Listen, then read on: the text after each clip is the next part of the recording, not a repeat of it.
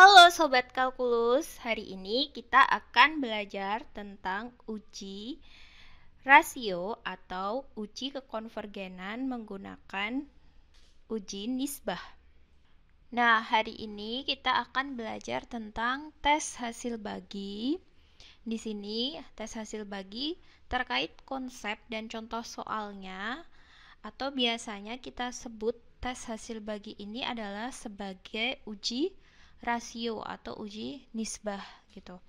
Nah, ini sebenarnya inspirasinya dari deret geometri, karena kalau deret geometri suku yang berurutan kita cari rasionya akan selalu sama. Makanya di sini uji rasionya itu adalah inspirasinya dari deret geometri. Di sini kita pakai variabel lain. Kalau di deret geometri kita pakai notasi R untuk menyatakan rasio, tapi kalau di sini kita pakai rho untuk menyatakan rasio dari perhitungan limitnya. Kalau rho-nya kurang dari 1 maka dia konvergen, rho-nya lebih besar 1 maka dia divergen. Sedangkan kalau sama dengan 1 maka disarankan menggunakan uji yang lain, karena uji nisbah tidak bisa disimpulkan karena deret tersebut bisa jadi konvergen ataupun divergen. Nah, sebagai contoh di sini Ibu akan berikan contoh yang sebenarnya contoh ini adalah dari contoh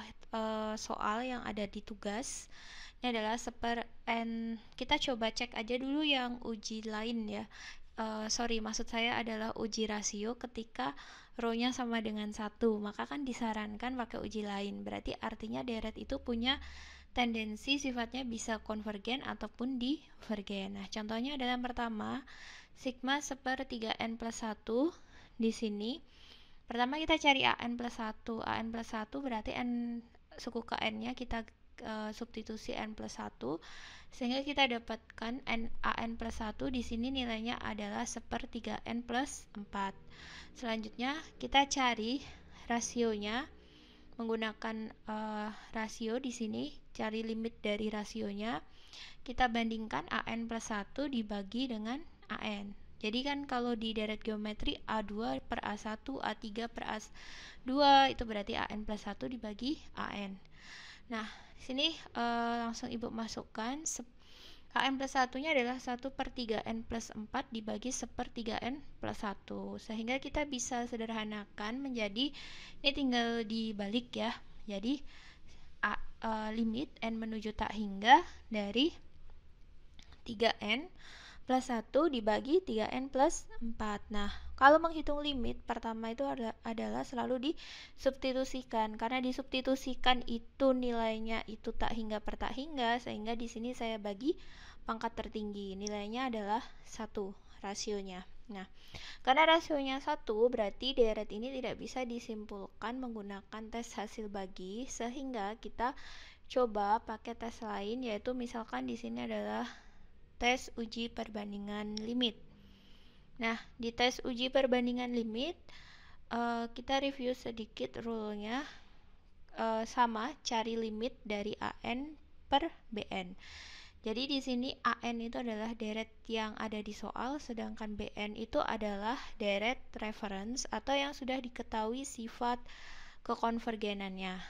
Di sini kita cek apabila nilai limitnya itu antara 0 sampai tak hingga, ketika kamu menggunakan bn-nya itu adalah konvergen, maka an-nya juga konvergen. Tapi ketika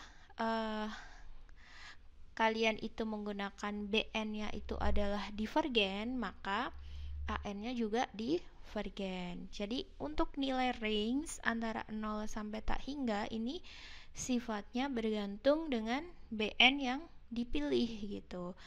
Tergantung tebakan ya.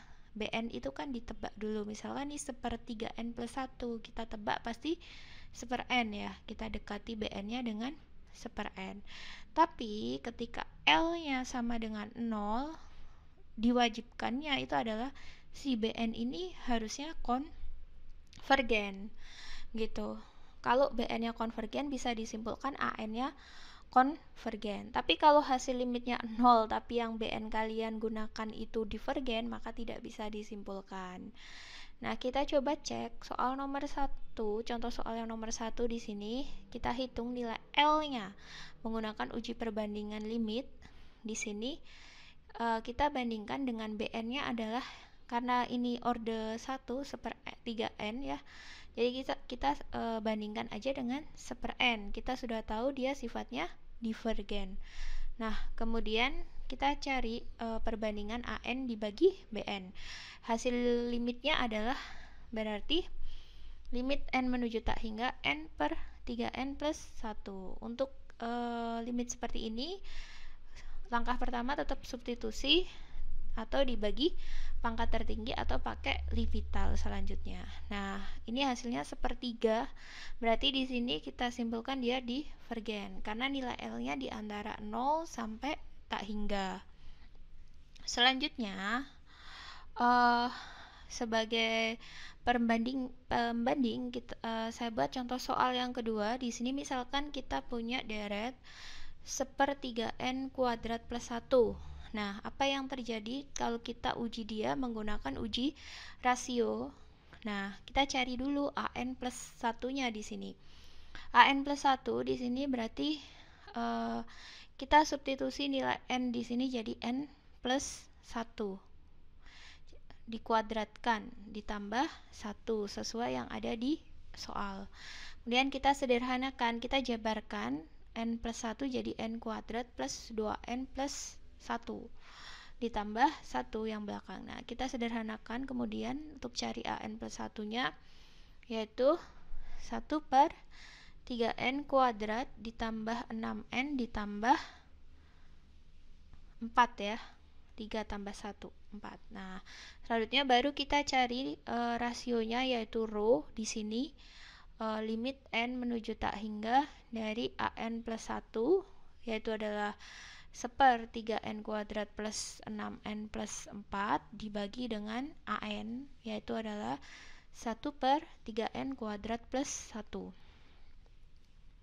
Kita hitung nilai limitnya di sini, N menuju tak hingga dari 3N kuadrat plus 6N ya, 3N kuadrat plus 1 dibagi 3N kuadrat plus 6N plus 4. Nah, ini adalah kalau kita substitusi tak hingga per tak hingga, sehingga di sini saya bagi pangkat tertinggi, yaitu dibagi N kuadrat. Sehingga kita dapatkan di sini nilai rho-nya adalah 1, sehingga untuk deret ini tidak bisa disimpulkan sifatnya kekonvergenannya. Oleh karena itu kita harus menggunakan uji yang lain. Misalkan di sini sama seperti sebelumnya, saya selesaikan dengan uji perbandingan limit. Nah, kalau misalkan kita pakai uji perbandingan limit, di sini BN yang akan saya tebak untuk soal ini adalah pasti seper N kuadrat, di mana dia sifatnya konvergen. Jadi kita tinggal aja hitung nilai L-nya. Jadi di sini BN-nya kita gunakan seper N kuadrat yang sifatnya konvergen. Kita hitung kemudian adalah nilai limitnya dibandingkan dengan BN. Nah, kita sederhanakan ini menjadi limit naik ya, N kuadrat dibagi 3N kuadrat plus 1, sehingga bagi pangkat tertinggi hasilnya seper 3. Karena nilai limitnya di antara 0 sampai tak hingga, berarti kita bisa simpulkan dia konvergen karena BN yang kita pakai adalah konvergen. Oke. Jadi saya harap untuk uji nisbah di sini bisa mudah ya dipahami, karena kalau misalkan gagal kita harus menggunakan uji yang lain. Nah, selanjutnya coba kalian kerjakan tugas ini 1 sampai 5 di sini. Untuk soal nomor 1, nomor 2, dan nomor 3 serta nomor 5 ini mirip-mirip ya, bentuknya adalah pangkat sama faktorial. Di sini saya kasih contoh aja langsung, adalah soal yang nomor 1 ya, karena ini sangat ribet kelihatannya ya, faktorial ketemu N pangkat N pula gitu. Nah, misalkan di sini saya bahas dulu untuk soal nomor 1. Di sini bentuknya seperti ini. Kemudian kita cari an plus 1-nya adalah n plus 1 faktorial. Kemudian di sini adalah n plus 1 pangkat n plus 1. Nah, sehingga kalau kalian ingat, kalau kita bicara faktorial, kalau 4 faktorial itu kan bisa dijabarkan jadi 4 kali 3 faktorial. Berarti ini bisa dijabarkan jadi n plus 1 dikali dengan n plus 1 kurangi 1, berarti n faktorial. Dibagi dengan n plus 1 dipangkatkan dengan n dikali dengan n plus 1. Nah, selanjutnya kita hanya tinggal cari row-nya. Limit n menuju tak hingga dari an plus 1 dibagi dengan an. Nah, n plus 1, an plus 1-nya adalah n plus 1 n faktorial, ya. Kemudian dibagi dengan n plus 1 pangkat n dikali n plus 1. Karena mau dibagi dengan an, di sini langsung aja saya balik ya. N pangkat n, ini kan dibagi, jadi ini saya kali berarti sepernya kan ya. Jadi n pangkat n dibagi n faktorial. Sehingga kita bisa coret-coret di sini adalah n faktorial, bisa kita coret sama ya, sama yang di atas. Kemudian n plus 1, n plus 1. Yang sisa itu adalah hanya tinggal n pangkat n dengan n plus 1 pangkat n. Sehingga bisa kita tulis limitnya di sini dari n per n dibagi dengan n plus 1 pangkat n. Atau kita bisa sederhanakan karena bentuknya ini sangat mencurigakan di sini. Ini kalau kalian ingat, ini Pak adalah bentuk limitnya siapa? Limitnya Euler ya. Ketika kalian ketemu pangkat gitu, kalian harus mencurigai dia, jangan-jangan itu adalah bentuk lain dari limitnya Euler gitu, bilangan Euler. Nah, di sini saya remind aja, limit x menuju tak hingga dari 1 ditambah 1/x dipangkatkan dengan x ini. Ketika x-nya menuju tak hingga, itu nilainya akan sebanding dengan bilangan Euler.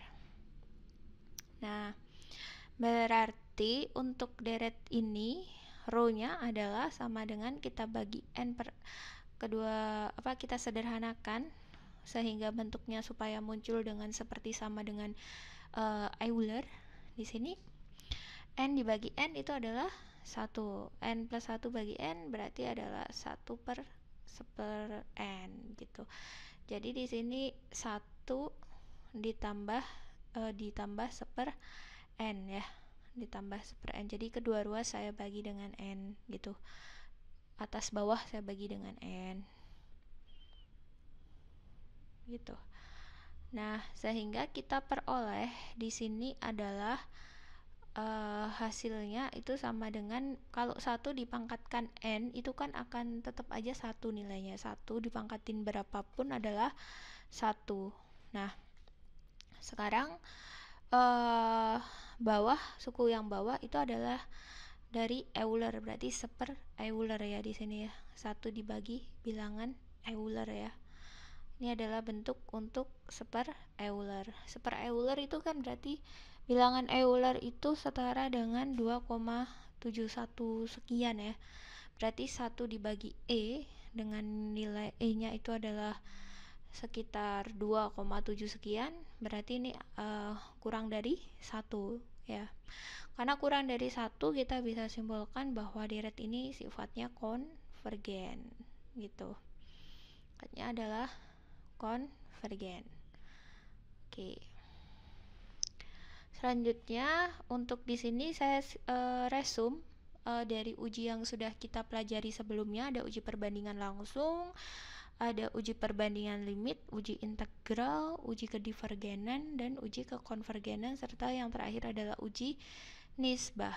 Nah, kalau misalkan di sini saya kasih tips and trick untuk uji deret positif. Jadi ini hanya berlaku untuk uji deret yang sifatnya deretnya positif, bukan deret yang bolak-balik atau deret berayun gitu ya.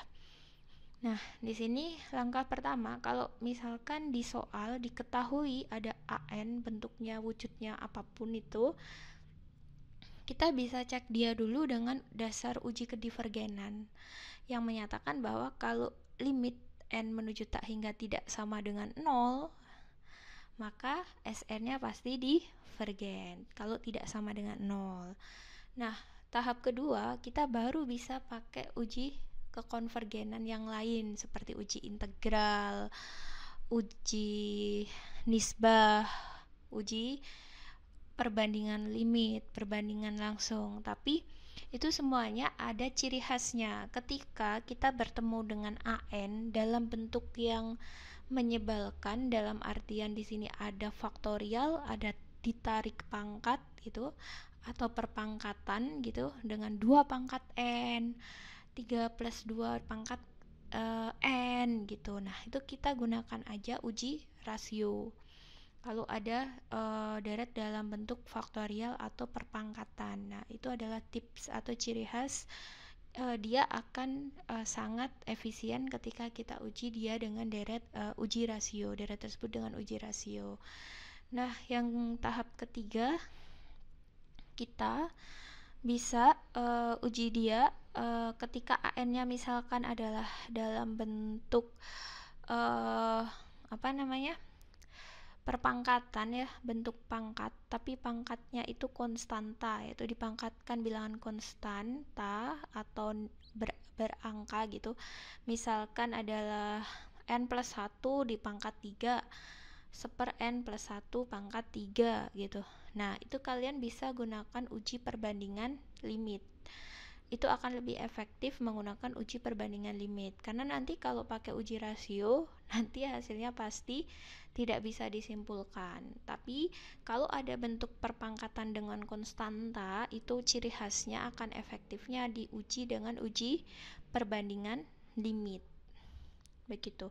Terus yang terakhir, jika kita sudah coba tuh uji pakai kedivergenan, uji mengenakan uji rasio, dan uji perbandingan limit, tidak bisa disimpulkan atau tidak memenuhi persyaratan dari setiap uji kekonvergenan, maka kita bisa pakai uji lain, yaitu uji integral, atau di sini kita pakai uji perbandingan langsung. Nah, kenapa uji perbandingan langsung itu adalah tips yang terakhir? Karena di situ harus punya sense yang cukup tinggi, karena dia sangat bergantung dengan pemilihan deret yang mau kita bandingkan gitu. Nah, selanjutnya selamat mengerjakan tugas. Terima kasih telah menonton video ini. Selamat mengerjakan tugas.